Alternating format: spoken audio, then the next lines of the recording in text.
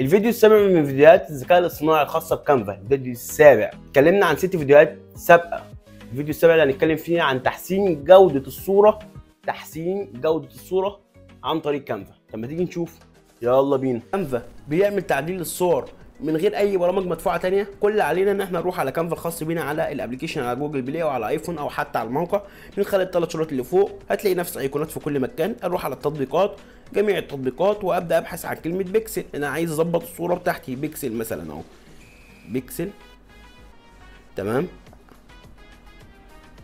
اي واحده بقى وليكن مثلا دي. تمام، تطبيقات كتير جدا هدوس على دي. شايف الصوره ان هو بيحسن لك شكل الالماظه.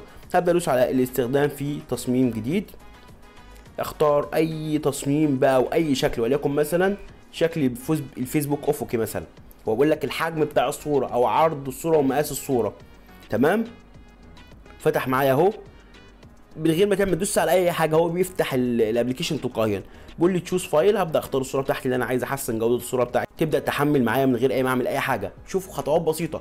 انا دوست على الابلكيشن حمل معايا، دوست على الصوره بتحمل معايا تلقائيا. هيبدا يحسن لي جوده الصوره. اي صوره بقى انت عايز تحسن جودتها. تمام، شايف حسن جوده الصوره اهو. هدوس على كلمه اد تو ديزاين، يعني يضيف للصوره بتاعتي هنا. هيبدا يضيف للصوره بتاعتي هنا. شايف شكل الصوره، شايف شكل الصوره عملت ازاي، شايف الجوده بتاعت الصوره، شايف الجوده بتاعت الصوره بقت عامله ازاي. لو وريتك الصوره دي قبل ما تتفعل هتلاقي الجوده بتاعتها الى حد ما مش كويسه. شايف شكل الصوره. تقدر تعمل كده مع اي صوره انت عايزها. كده نكون عرفنا ازاي نحسن جوده الصوره من غير ما تروح تدفع فلوس في برامج مدفوعه. ما تنساش تعمل لايك وسبسكرايب وكومنت برايك. سلام.